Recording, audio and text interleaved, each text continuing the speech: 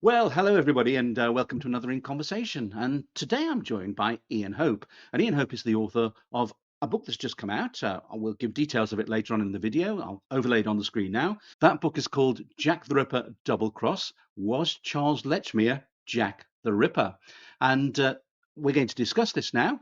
It's going to be an unusual video, this, in that this isn't going to be a video about proving somebody was Jack the Ripper, but more is going to be about proving that somebody wasn't Jack the Ripper. And I think in the case of anything, history, ripperology, politics, you've always got to have both sides of an argument for and against. So that's what we're going to do in this video. We're going to look at a suspect, perhaps one of the most popular suspects in recent years, in that he generates lots of comments in the comment section whenever I do a video about him or the murder of Mary Nichols. So I'm joined by Ian Hope. Hello, Ian. Hiya, Richard. How are you doing? Thank you very much for inviting me onto your channel. I'm humbled. Humbled, I think, is a good word.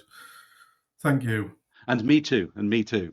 So we've got the book, Ian. So I suppose the first question I should ask you, and it's something that fascinates me about everybody I interview, is how did you become interested in Jack the Ripper? Phew, this is a strange one. I think it's not as it.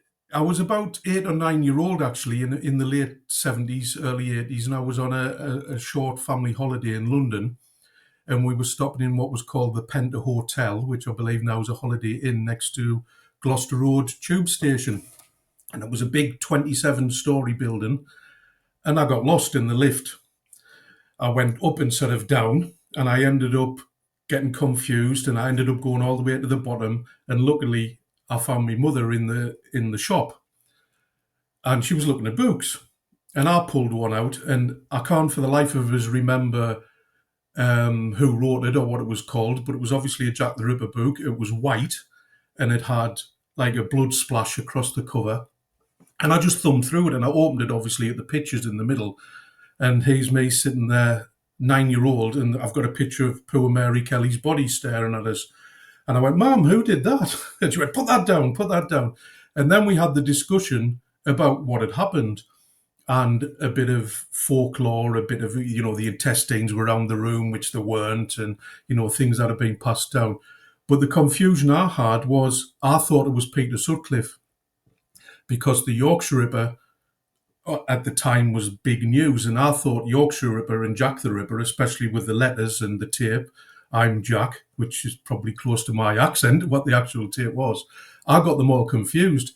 So the whole train journey back was my mum explaining the differences between the Yorkshire Ripper and Jack the Ripper of 1888. So that's how it started. Obviously, it was before the internet, and I wasn't a great book reader as such, but I read a lot of articles that were in newspapers. And obviously, that built up over the time. Michael Caine's film coming out in 1988, I was an 18-year-old, and obviously, I knew that wasn't particularly true, but it was interesting. So it was more articles I was reading than books.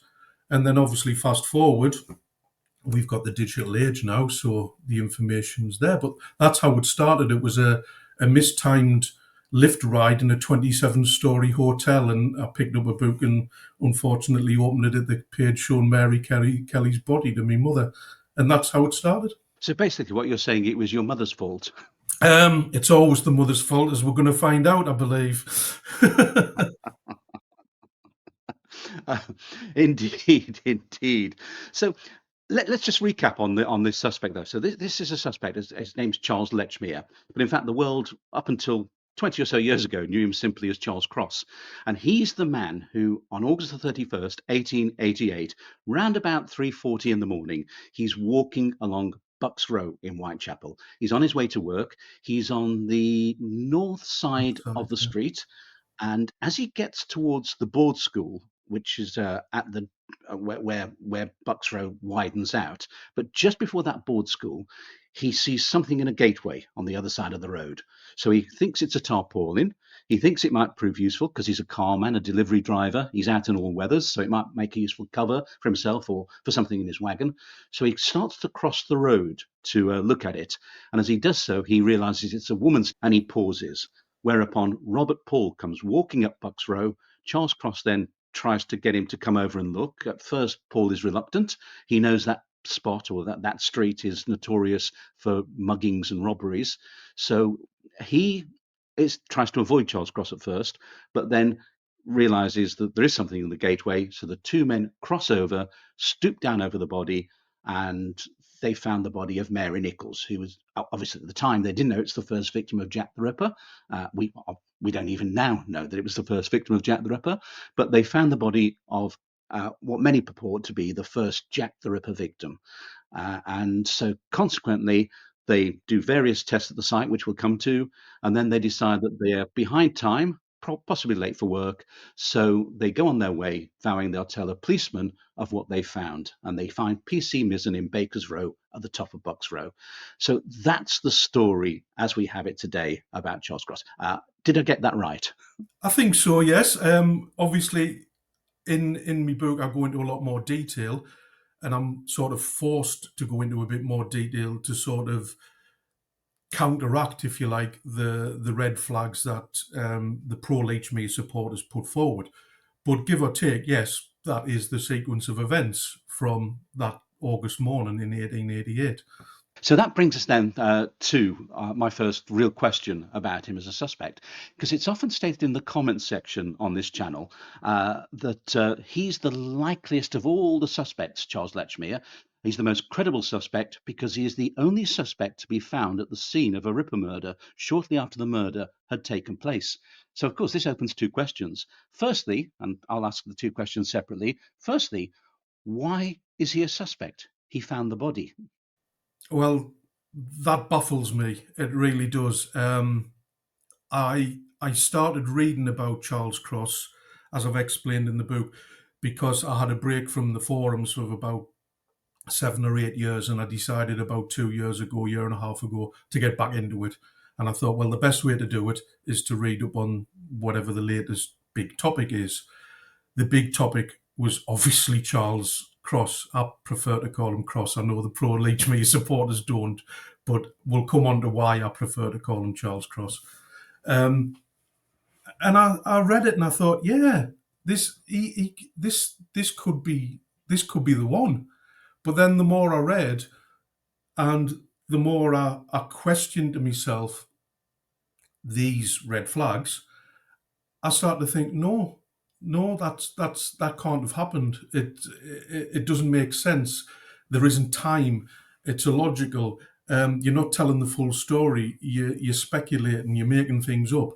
And so I thought, you know what? I've always wanted to write a book, and I'm going to do it. And this is what it's going to be about. It's going to be challenging this actual theory. It didn't start off as that. It started off as just me making notes and wanting to be involved again in the forums. So I was making notes to answer the questions or the points put forward by various members of the forums. And then it grew and then it grew. And I had a private message off a couple of people saying, you should write a book about that. You're quite good. And I thought, why not? So I did. And so, no, it does. It baffles me because somebody's got to find a body. And then we're basically saying, well, is it the fact that Robert Paul existed? Because if Robert Paul didn't exist, he'd be exactly the same as all the other first finders. It's Robert Paul who did the finding. He found, and I don't like using the word found, he found Cross in Bucks Row. To me, he noticed him. He saw him in Bucks Row. You know, I think found is particularly the wrong word to be used there. Because it suggests suspicion. It does. It does.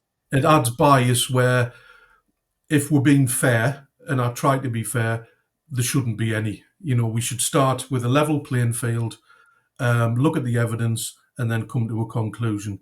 Where I think in the case of Charles Lechmere, I think we've got a suspect, and then we're doing it backwards. We're retrospectively fitting things to make him look guilty. And of course, that's the point, isn't it? He wasn't a suspect at the time. In fact, he wasn't a suspect until about 20 years ago when his name was first put forward. Agreed. And even then, the articles in the Ripperologist and Ripperana were all fairly vague. They were just asking the question, "What if?" You know, I don't think they were basically pointing the finger at him and saying he definitely did it. It was more of a what if, and it was building and building. And then, of course, we found out about the so-called false name, and I think that's what lit the bonfire, so to speak. I think that's what started it off, and then we've had documentaries, films, books, and here we are sitting today. And of course, you could argue that using that logic or using that argument, you could argue that people, Louis Diemschutz or John Davis, you could argue that any of those who found the body could have been responsible for the murders Yes. and covering their tracks. Yeah, I think we might touch on this later, but who decides who was a suspect? That's that, and what criteria is used. Can anybody be a suspect? Can anybody name a suspect? Can anybody say somebody's a suspect and then give some qualifying theory to why? Or do we need some evidence? That's the big question, the evidence, in my opinion. Do you think the police would have had any suspicions of him at the time? Do you think he, obviously, we've lost so many records. We don't know people they interviewed. We don't know, in fact, we don't even have the inquest testimonies. So do you think he was looked at the time as a possible perpetrator? I would have thought so, yes. I know Abilene said that extensive inquiries had been made, and I would suspect everybody who had found a body or been involved in finding a body would have been questioned at some point. Especially when a week or so later there's a body found on the only route we know he took to work on any particular morning. So surely that would have set an alarm bell off. They're going, hang on a minute, did the bloke who found the body last week, he said he walked along Hanbury Street, and here we have a body in Hanbury Street. So I am 99% certain he will have been questioned. Unfortunately, I can't prove it. But I can't prove he wasn't either. There's the flip side. This is the problem, isn't it? Because we've lost so much of the documentation that we've got ideas of people they suspected, we've got ideas of things they did, but we just don't have that closing thing that can say, oh yeah, that's what they did. So that brings me to another question about him, though, because it's often said in the comment section that he was found lingering suspiciously at the scene of the crime. Now, I've read it. I've read so many of the reports, newspaper reports, etc., and none of them actually talk about him lingering. I mean, the closest we come to it is that he was that Robert Paul says in his interview with Lloyd's newspaper that he saw the man where the woman was. So it doesn't actually say lingering. He doesn't say he looked suspicious. So where does this idea that he was lingering come from? Or was he lingering? That's my pet hate comment. It really is. And I've seen it mentioned in YouTube comments, forum comments a lot. And I've asked people, where in the evidence does it state that he was lingering or acting suspiciously? I mean, we've got to remember Robert Paul was apparently on guard for being knocked down or robbed or mugged. So if Charles Cross was lingering or acting suspicious, then I'm fairly certain Robert Paul would have mentioned this, but he didn't. The two phrases we've got from Robert Paul are, as you said, where the woman was, and in his under oath statement said, in the middle of the road. Now, if we look at it from Charles Cross's testimony, he said in some reports that when he got to the corner of the Wool Warehouse, he noticed a bundle on the other side of the road. Now, in the book, I've drawn a chart which states that particular point is 61 feet away from where poor Polly was lying. So if he crossed to the middle of the road from that point on the diagonal, which most of us would because it's the most direct route, then he would have been 30 feet away from, or 30 and a half feet away from the body, which is 10 yards. That's a considerable distance. And people go, well, that's impossible because the road was only 25 feet wide. And I'll say, well, yes, but you've got to realise he wasn't directly adjacent to the body when he noticed it. I don't think anybody, unless you're Picasso with eyes on the side of your head, notice things when you're completely adjacent to them, at a right angle to them. You notice them as you were approaching. So that distance is quite accurate if we believe what Charles Cross said. He said he was at the corner of the wool warehouse. The wool warehouse is 61 feet from where the body was, give or take. So in the middle of the road, where Robert Paul said he was 30 feet, 10 yards away from the body. And at that point, when he was in the middle of the road and noticed it was a body, he heard footsteps from about 40 yards away. So he turned back round to the north pavement and tried to attract the attention of the passerby, who was Robert Paul. Robert Paul sold him a dummy, dipped his shoulder. He followed him, tapped him on the shoulder and said, "Look, there's a woman over here. Let's go and have a look," or words to that effect.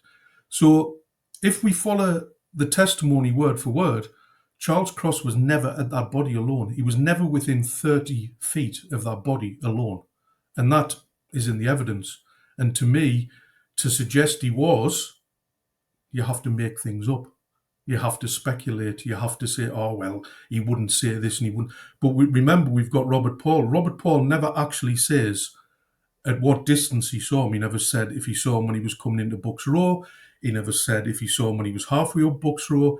He just said he saw him in the middle of the road. Robert Paul never mentions how far away Cross was when he first saw him. So to me, if you're looking at the evidence, there isn't any evidence to suggest he was lingering, and there certainly isn't any evidence to say he was acting suspiciously, because Robert Paul tried to avoid him and then still went with him to help. So to me, there's both of those phrases well, according to the evidence, provably false. And I think the other thing and I keep making this point over and over again, is that today we're looking back on everything. We're looking back with hindsight. So we know the sequence of events. We know this is what many will later believe is the first Jack the Ripper murder. So we know all the facts that happened afterwards. Whereas Robert Paul and Charles Cross, or Charles Lechmere, they're walking into history. They've got no, they don't know that this is the start of one of the most infamous killer sprees in history. So I often think to myself, well, when I'm walking early morning or late evening down the street, how really aware am I of my timings? Of how aware am I of my surroundings? How aware if I might be walking along and notice someone ahead of me, but I'm not going to take that much notice of them. No, and of course they will have given their evidence in hindsight as well. They will have realised that yes, once they found the body, the gravity of that situation will have hit them, and then they might sort of think, well, I'm going to get asked what time I left home, what time I got to a certain point, so I'm going to have to think backwards and sort of retrospectively add details to my testimony. They weren't, they didn't have any recording devices at the time, a camera, a phone, or anything like that, or probably didn't even have a wristwatch. So they'll have had to go off visual cues, maybe that, for example, when I used to go to work, I used to go through the Tyne Tunnel up here, and I would see the same people in the queue for the traffic every morning because we were all going to be at the same place at the same time. So you could say, oh, well, I know when I'm coming up, there's going to be a Ford Escort in front of us about 3 cars up, because that was habit. And I think that will be with Cross and Paul as well. It'll be habit. But they won't have consciously taken notice of any timings. And even nowadays, like you say, you can't pinpoint time to any accurate degree. And unfortunately, I think for the sort of time gap that Team Lechmere need, you have to be able to do that. You have to pinpoint down the time to a pretty accurate minute or so, and it's impossible, basically. I totally agree with you, Richard. It's impossible, and they wouldn't have done that. They wouldn't have been able to do that. And of course, the other point is that Robert Paul didn't know who Charles Cross was. He didn't go, oh, that's that chap I see every morning, or he doesn't tell Lloyd's, for example, in the article that appears on the Sunday 2 days later. He doesn't say, oh yeah, it's a chap I see him every morning. He doesn't say, oh, it was that Charles Cross. He just says it's another man. He doesn't say specifically who the man was, because he doesn't know who the man was. That's right, and I think because it's important, I make the distinction that Charles Cross wasn't actually late for work when he left home. I think Robert Paul was, And I think that explains why Robert Paul and Charles Cross never normally see each other on a morning, because I think normally Robert Paul would have been in front of Charles Cross. Charles Cross, I believe, said he was only behind time because of the involvement with finding Polly Nichols and talking to Misen. I don't think he was actually late leaving home. And to sort of quote an old friend's book, Stephen Bloomer, Inside Books Row, we see that the actual walk from the two fastest routes, from Doveton Street to Broad Street, is approximately 30 minutes either way. I think there's only 60 or 70 yards difference in the Hanbury Street and Old Montague Road difference. So I think him saying he left home about or around 3:30 is probably accurate. And I think he was probably about on time when he left home. But obviously, with what happened in the coming 10, 15 minutes, that's what made him late for work. But I do actually believe Robert Paul was late for work leaving home. And that's why I think they never normally see each other. And that's why, as you said, he just refers to him as the other man. He refers to him in the, as you say, in the remarkable statement as the other man, which again, I believe we're going to be talking about later. We are indeed. In fact, let's come on to the big one now, because you've hinted at this a few times, and uh, uh, and this is the fact that Charles Cross wasn't his real name, and a big red flag for those who put him forward as a suspect is that he gave a false name to the police and gave a false name to the inquest. And in fact, his name was Charles Lechmere. So the fact that he gave a false name to both the police and at the inquest means that he must have had something to hide. Vis-a-vis, he must have been the person who had murdered Mary Nichols. What what do you think of this? At first, it sounds, again, like a lot of Lechmere red flags, it sounds very plausible. But again, when you start to scrape away at the surface, you start to question it and start to realise it probably wasn't as suspicious as what we are led to believe. In fact, he gave his legal name at the inquest that morning.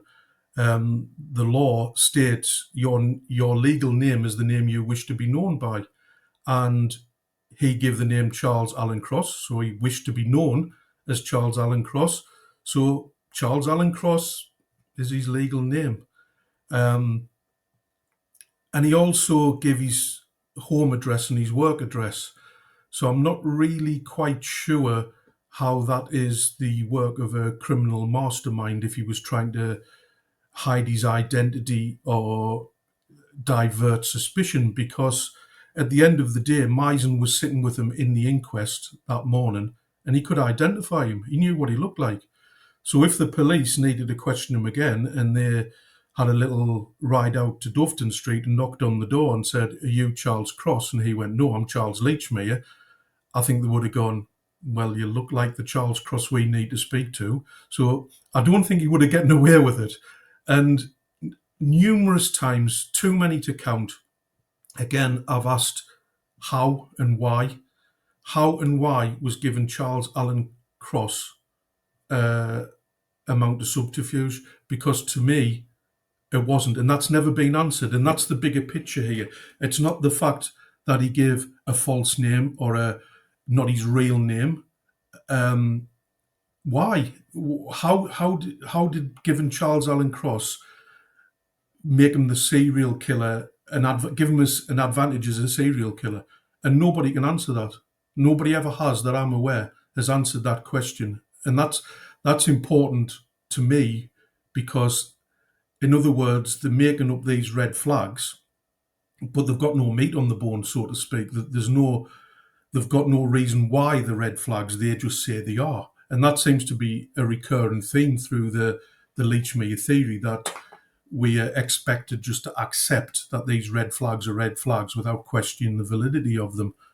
And I know we keep getting mentioned true name, real name, and as far as I'm aware, there's no statute in the UK for what a real or a true name is, just legal name. And Charles Cross gave his legal name. So to me, I honestly think it's a complete red herring. And jokingly, I keep saying he could have called himself Mickey Mouse and it wouldn't have made any difference whatsoever, because they knew what he looked like and they knew where he worked and they knew where he lived. So if they wanted to question him further, you know, It wouldn't have been Sherlock Holmes that had to call upon to go and find him, would it? I think anybody could have managed to do that. And of course, he did have, uh, he uses the name Charles Cross, but he did have a legitimate cause to use the name Charles Cross because his stepfather was named Cross. Yeah, and on the census in 1861, he was named Charles Cross, and his sister was named Emily Cross, but that never seems to get mentioned. The fact that his sister was also named Emily Cross on the census. And if we look at the 1876 road traffic accident involving a Charles Cross, we can probably assume that was our man because there was no census information that tells us there was another carman in the area called Charles Cross apart from the one who we know. So, sort of, the only times we know he spoke his name, he's given the name Charles Allen Cross and under oath to boot. And I know Team Lechmere always put forward these 100 or 120, depending on who you listen to, records of him being called Charles Lechmere. And I go, well, yes, that's fair enough. But some of them are his children's school records. So they're his kids' names, they're not his. And there are also a lot of electoral rolls in that 100, which really should be just counted as one because it's the same thing. You know yourself. I've just had one through the door this week for the electoral roll. You just tick a box, and say nothing's changed. So he's hardly given his name. But then if we look at, he said he worked at Pickford's for over 20 years, and if we give him a day off a week, we can say roughly 300 times a year, he will have given his name as Charles Cross when he went into work to clock on. So that's 6,000 instances in 20 years. So to me, that 6,000, pales into insignificance, the 100 or so official records with his name. And as I said, they knew what he looked like, so it didn't make any difference. It's a complete red herring, in my opinion. And he was, yeah, like you say, the 1876 road traffic accident. Although one argument that does get put forward in fairness is they do say, well, we don't have any guarantee that was that Charles Cross who found the body of Mary Nichols. It's a Charles Cross who works for Pickford's because he says he does, but people say, oh well, we don't know it was that Charles Cross. We don't, but like I said, there's some really good researchers on the Jack the Ripper forums, and nobody has found another Charles Cross that is a carman in that area in that time. Yes, I think there was 2 or maybe 3 other Charles Crosses that were carman, but they were all south of the river. So as far as I can remember, and I'm not saying this is gospel true, but I don't think there's anybody else that fits our Charles Cross for that particular road traffic accident. I'm fairly certain it was him. But I must underline the word accident there. He never murdered the child. It was an accident. And that was how it was concluded. Because I know other people go, oh, well, he knocked the child over it was an accident, and it's recorded as such. Well, all the witnesses at that inquest say it was an accident, that the child just ran out. And, like even today, if someone just runs out in front of you in a car, it's going to be difficult to brake. But to bring a horse-drawn conveyance to a sudden halt is almost impossible. Absolutely. Another red flag against him is that he was very arrogant, that he had a trait of arrogance, so much so that he even had the audacity to turn up at the inquest into Mary Nichols' death wearing his work clothes. And these work clothes were very dirty work clothes. They were very grubby work clothes, so much so that one newspaper, I believe it was the East London Observer, felt compelled to actually comment on the state of his dress when he turned up at the inquest. So what do you make of that? Obviously, turning up in your old clothes at an inquest or in your work clothes, it doesn't show any respect to the court or to the inquest. Maybe not, but I do find this as a sign of guilt laughable. I'm sorry. I struggled in the part of the book writing about this because I thought, I can't believe anybody has stooped so low as to suggest wearing your work clothes at an inquest is a sign of guilt. Again, I asked, how is it a sign of guilt? Never gets answered. However, it's good that you touch on the East London Observer because that made plenty of examples at the Taberham and the Chapman inquest, which I've quoted in the book. and it goes into very descriptive detail about how many of the other witnesses in those particular inquests wore grubby clothes. So it doesn't seem to be out of the ordinary. And of course, the inquest, I believe, didn't open until 10 a.m. So there was ample opportunity for Charles to go to work, go to the inquest, and then go back to work. So for me, why wouldn't he wear his work clothes? You know, it would be like me going to work, coming home, changing, going to the inquest, going home, changing back, going to work. And remember, he had a large family, and he didn't get paid unless he worked. Not we didn't have the workers' rights like we do now, or salaries like we do now. He'll have been probably paid by the minute. So he didn't want to lose any valuable working time by nipping back to Doveton Street to get changed. So I honestly think this sign of guilt is, like I said, I think it's laughable. And I often hear, or something I didn't ever hear about before being involved in Jack the Ripper, was something called Ockram's razor. I hope I've pronounced that right. Which basically states the simplest explanation is usually correct. And I think that, and as well as something else we might talk about, is the case here. The simplest explanation was he went to work, he went to the inquest, he went back to work. Hence, he had his work clothes on. And to this day, I've asked numerous times how wearing an apron at an inquest is a sign of guilt, and it's never been answered. Never. So, arrogant, was he? Don't know. But that's the point. It's not the fact he wore an apron, it is why is wearing an apron a sign of guilt, especially when there's evidence of other witnesses wearing shabby clothes as well at other inquests. It seems to have been commonplace. Well, the great thing about the East London Observer, it seems to have been quite snobby in its attitude to the ordinary working people of the area. Because as you say, when you read they don't just describe Charles Cross and comment on Charles Cross's state of dress. They comment on all sorts of people's state of dress. And one of the nice Mm. things about the Observer is that they do give these detailed descriptions of quite a few witnesses. I've been experimenting with AI to sort of bring characters and people from the past to life. And I have to say, the East London Observer is a goldmine for this because they give you absolute descriptions of people, which you can then just drop into AI and it can come up with an image of what using that image, what the people look like. I think that's why it's called the Observer, and it's living up to its name, which for a newspaper is quite good. But there's also a sort of sniffiness about the witnesses. They don't like. I don't know about the political bend of the Observer at the time, but they seem not to like working class people. They seem to be very sniffy about that. But of course, the other thing that you mentioned there that we do know from Robert Paul is that Robert Paul was moaning an awful lot about the fact that he'd had his time wasted because he'd had to turn up at the inquest several times and hadn't been called as a witness, and every time he'd been called, he'd lost pay.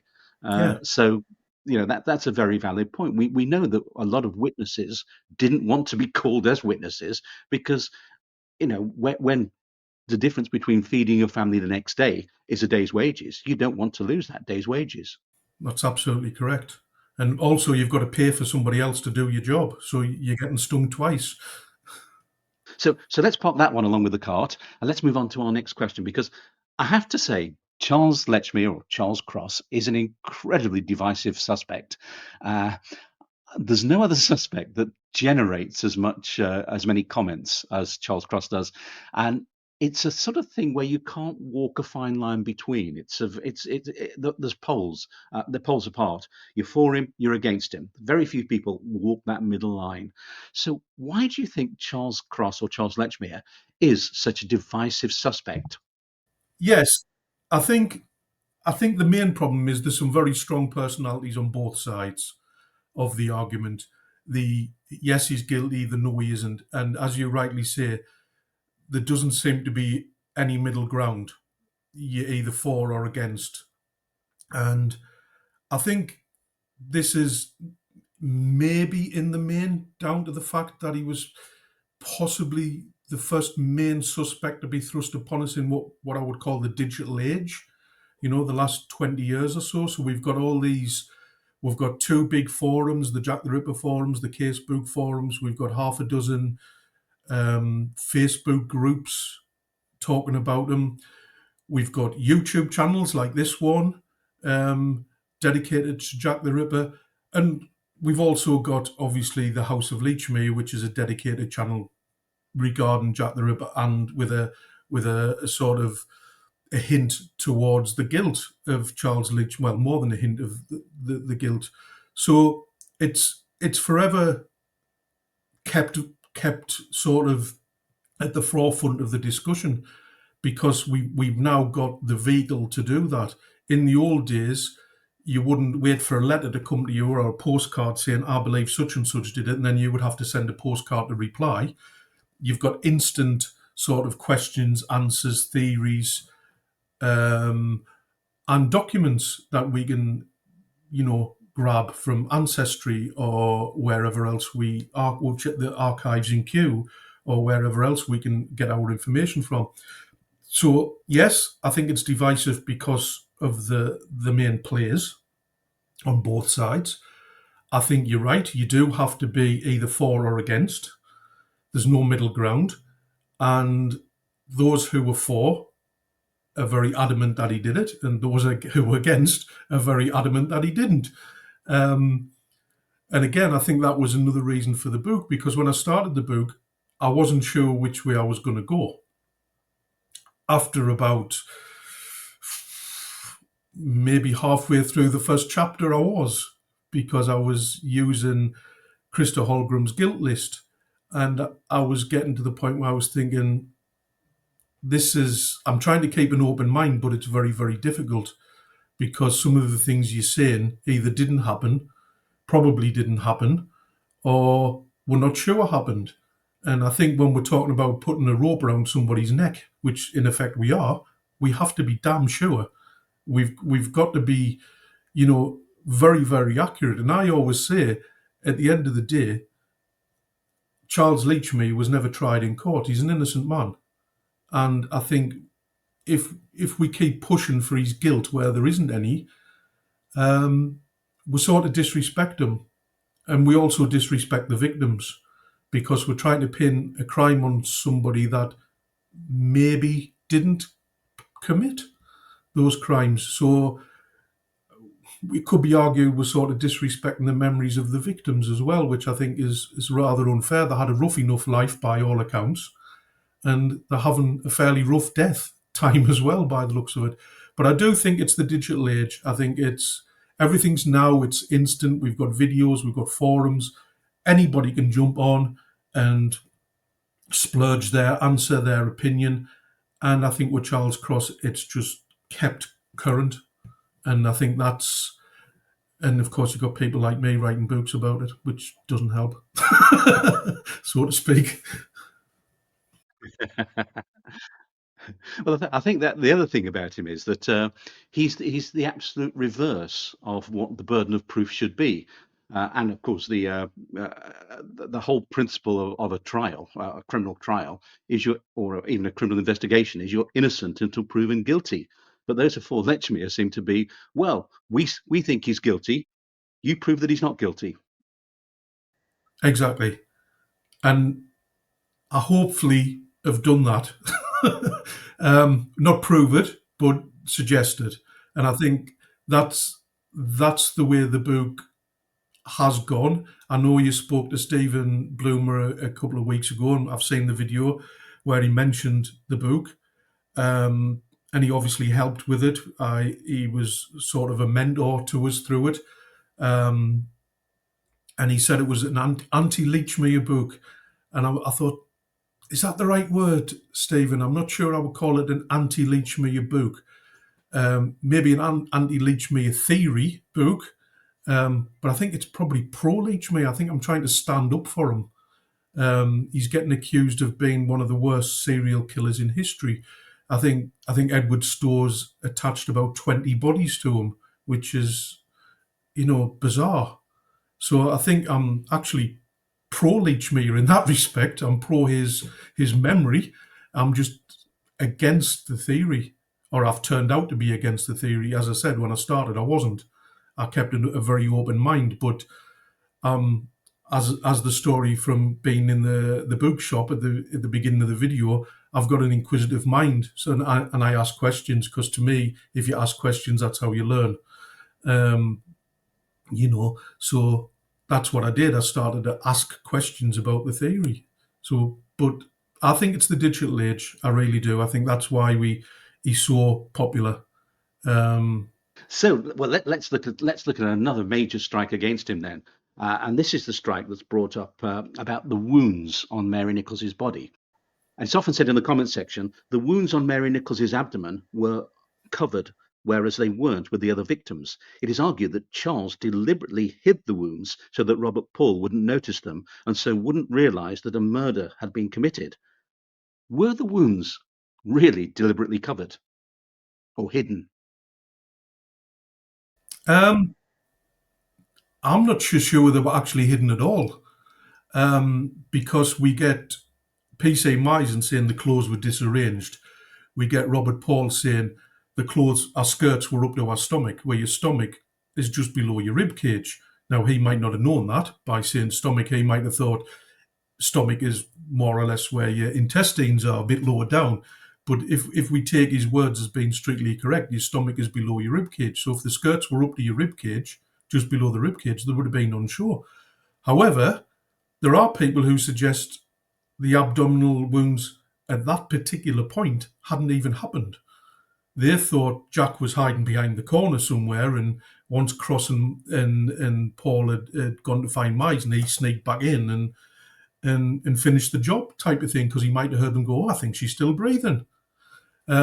So again, I don't necessarily believe that, but I've heard that mentioned. So I thought it was, it's an interesting point to make. However, if they were if they were covered, why did Charles Cross cover the wounds and then go and stop a passerby to show him what he'd done? That doesn't make any sense to me. Why would he cover up his handiwork and then go and stop the first passerby to say, "Hey, come and have a look at my handiwork"? That surely doesn't make any sense to me. That again, that doesn't seem right. And I think something I need to mention here as well, because I think it's about it's not necessarily answering the question, but I think it's important.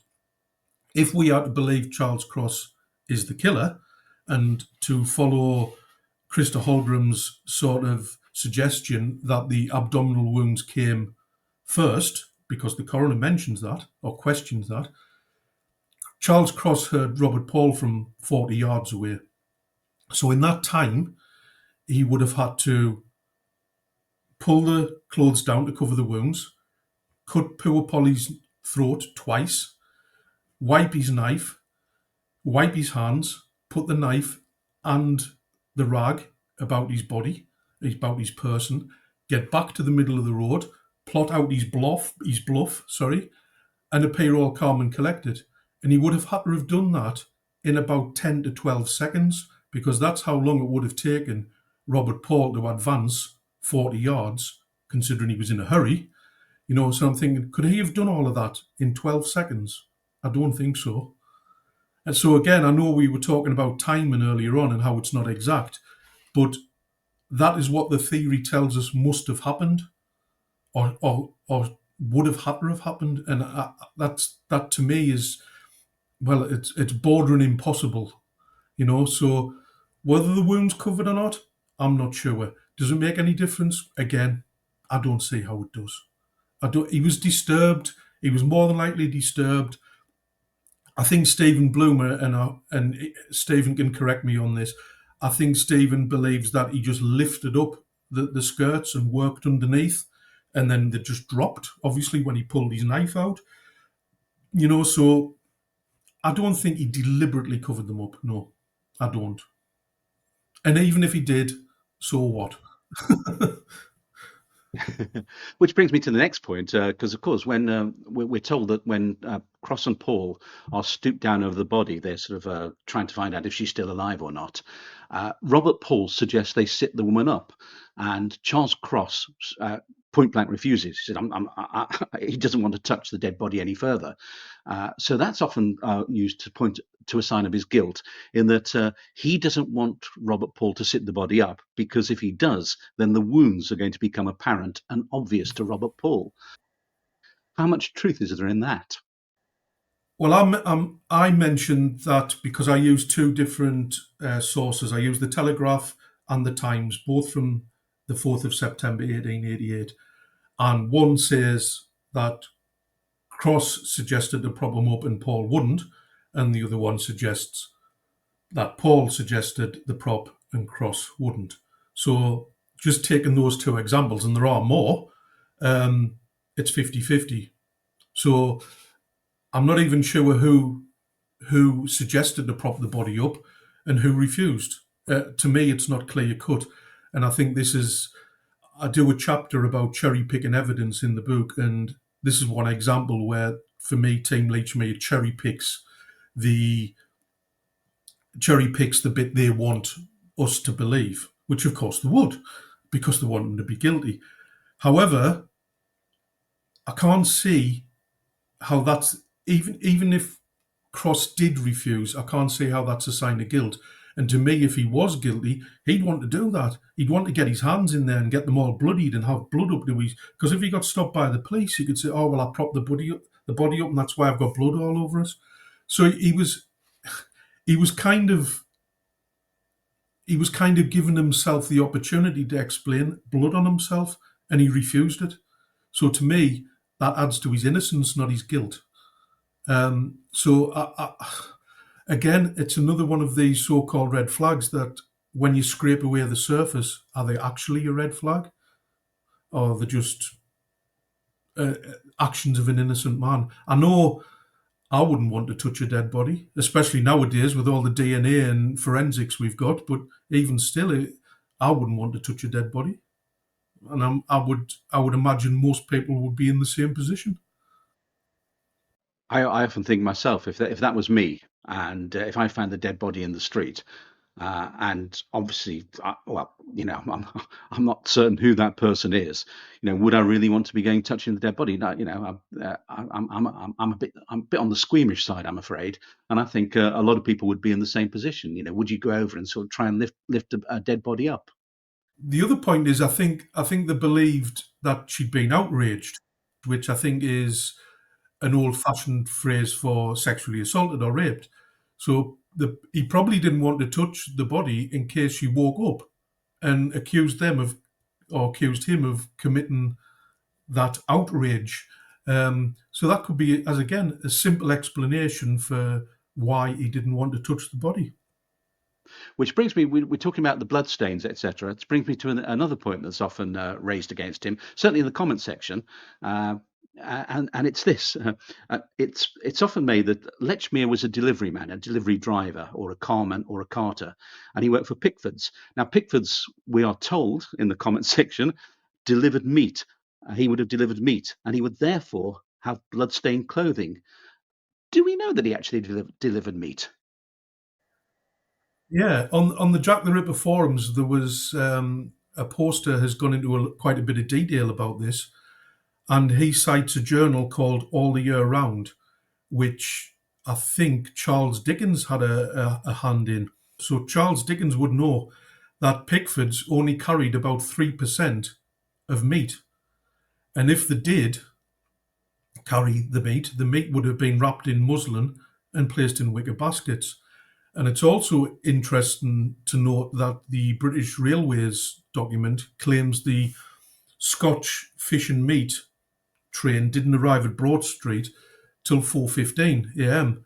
So we can assume that Charles would have been out on his first set of delivery when the meat actually got delivered to the depot. So he would have missed that.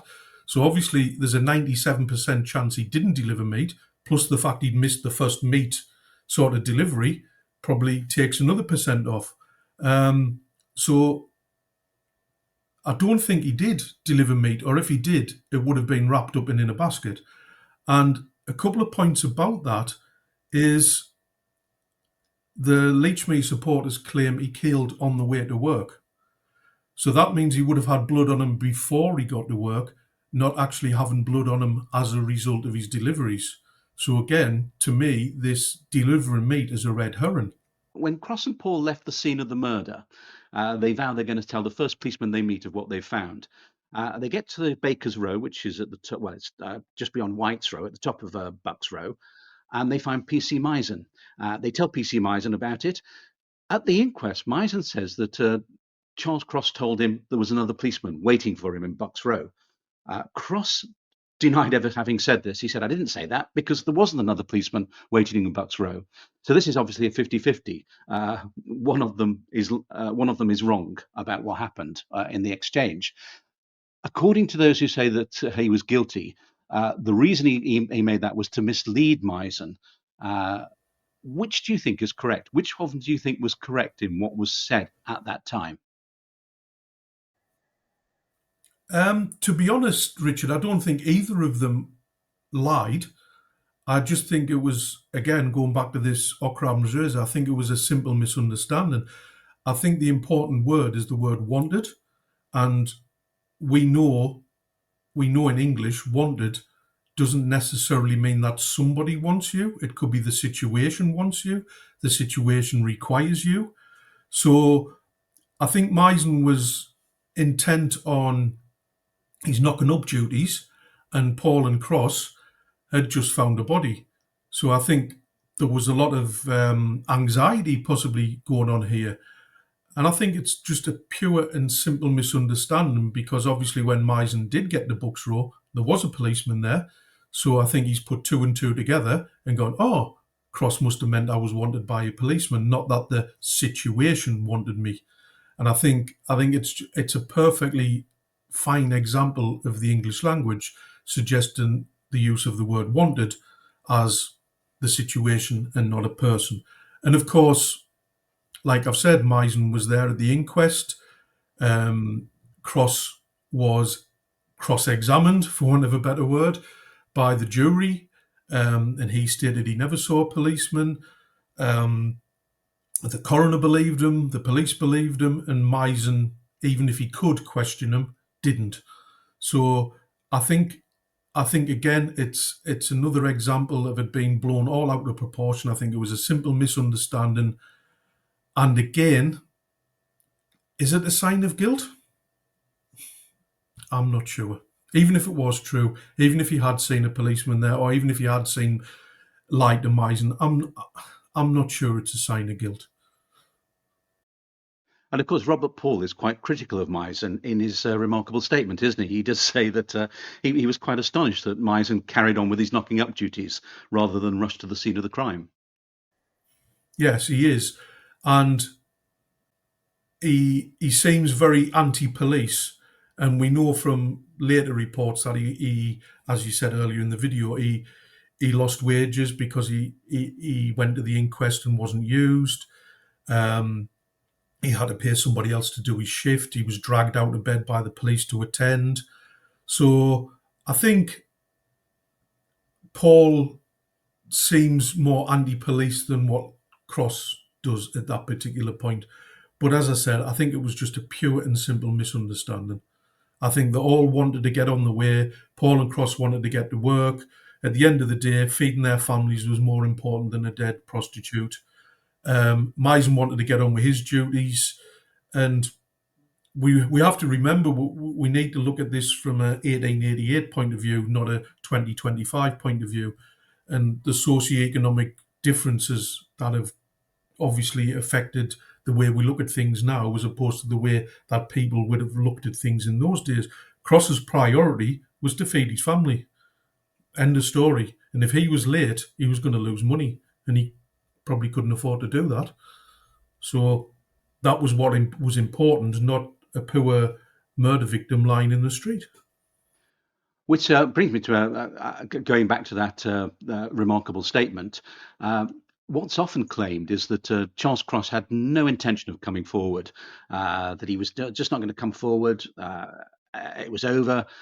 So he was going to hide out in plain sight, effectively. But then Robert Paul is walking home along Bucks Row on the Friday afternoon or early Friday evening, and he encounters a journalist or a reporter from Lloyd's newspaper, and he gives him an interview or a remarkable statement, as the newspaper term it. And that was then published on the Sunday. Now, Cross doesn't come forward to the inquest. The first day of the inquest is on the Saturday, the day after the murder.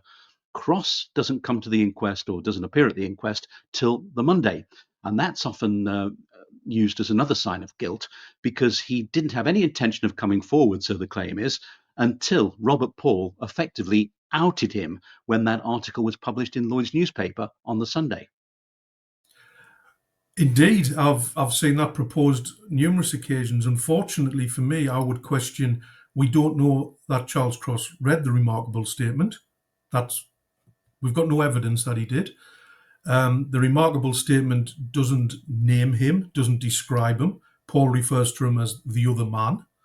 And I really doubt Cross again, and as I've just alluded to, with the sort of priority of feeding his family, would have wasted any money buying up all the newspapers to see if he'd been mentioned. I don't think he would have done that.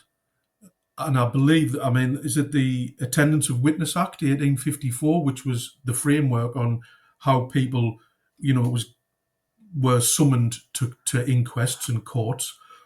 And I'm not sure of the exact procedure, but I presume that Cross was actually summoned to court to appear. Remember, the court wasn't on the Sunday, the inquest, so he was actually there on the second day. So it's not, people, he didn't turn up till 3 days later, but it was the second day of the hearing. It wasn't, that he'd waited a long period of time. And I believe it's because of this Attendance Act that he'll have gotten summoned. I don't know, because I've got no evidence of it, but it's just my personal opinion, that he'd have been summoned to court, and it had absolutely nothing to do with the remarkable statement. Because as I said, the remarkable statement, it doesn't name him, it doesn't describe him, it just says the other man. And that could have been anybody. And so I can't see how that is outing him. And I know a couple of commentators that are pro-Lechmere actually go one step further and say, as revenge for outing him in the newspaper, he actually dumped the second body in Hanbury Street, which of course was close to Robert Paul's place of work, which I think is clutching at straws, to say the least. But no, I don't believe he was outed. I've got no evidence to say he'd read the newspaper. And like I said, it didn't describe him in any way, shape or form. It could have been anybody Robert Paul was talking about. Anybody. I think he was just summoned, and he went, he gave his evidence, and he thought he would disappear into history. But as we're sitting now, he hasn't. And I think that's the interesting thing, isn't it? That so many suspects, people plough through records now. People plough through old newspaper accounts, and I think it's the same with the shawl. It's the same with that people come at a suspect to prove that suspect guilty.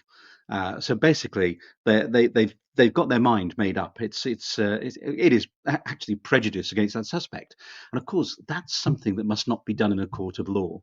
That's why today, for example, whenever there's a court case, so someone's charged of murder, and especially if it's a high-profile crime, the newspapers can't really name them. They can't go into a lot of detail over them, because it might prejudice the case against that person. You're right, it is. And I think that's why I basically wrote this book, because nobody seems to be standing up for Charles Cross. Nobody seems to be questioning why. Why is this man suddenly accused of, as I said, at least 20 murders across 30, 40 years in Victorian London? And nobody seems to be standing up for him. Again, nobody seems to be standing up for the other suspects either. I think they are a little bit with Kosminski because of the shawl and the dubious, shall we say, nature of the evidence regarding the shawl. And I think it's a shame, because I think Kosminski might be a good shout. However, the shawl seems to have had a negative effect on his candidacy, I'll get that right, as opposed to a positive effect. So I've never seen a book written to sort of defend a suspect. So I think that's why I eventually did it, because it doesn't. I can't remember seeing anything in print, as it were, that sort of objected to a theory. So I think it's fairly unique in that respect. Um, I don't know. Maybe it might start a new trend of anti-theory books. It's a whole new marketplace for somebody out there. A good friend of mine often says we should question everything. And I think that's what your book does. That's what the books that are pro Lechmere do. They give us two sides of an argument, two sides of a case against him. And that's what we should always have. So, importantly, therefore, most important thing of the whole interview, Ian, is where can people get the book from? Well, at the minute, it's available on Amazon. I'm sorry I don't have the link because I can't remember what it is. I'll put it in the description down below. And also, it's available. Thank you. It's available without Amazon fees, shall we say, if you contact me direct by email, and I will send you my email address because it's a different one to the one we use, and you can put that in the description as well. So at the minute, that's the only place it's available. I'm looking to get it made into a physical book because I think a lot of Ripper readers prefer a physical book. Like I can tell by looking behind you, you prefer a physical book. And to be honest, I prefer a physical book. Um, I prefer physical CDs as opposed to digital copies. I prefer DVDs as opposed to streaming something. I like my shelves full of stuff. So I'm looking to get it published in a physical form, and hopefully that'll happen. Whether it does or it doesn't, but at the minute it's available digitally on Amazon, and obviously from myself direct via the email. If you send us an email, I'll send you a copy of. Well, fantastic. And in closing, let's just ask people what they think. Just let us know in the comment section down below what your opinions are on Lechmere or Charles Cross. Absolutely. Hopefully, there's some people will read the book and give me feedback on that. Well, Ian, it's been a fascinating discussion. It certainly has made me think, and I always like talking to people who've done research because I think no matter if you agree with them or disagree with them, every bit of information brings us a little bit closer to understanding the mystery that bit more. So, Ian Hope, thank you very much for your time and have a great remainder of your day.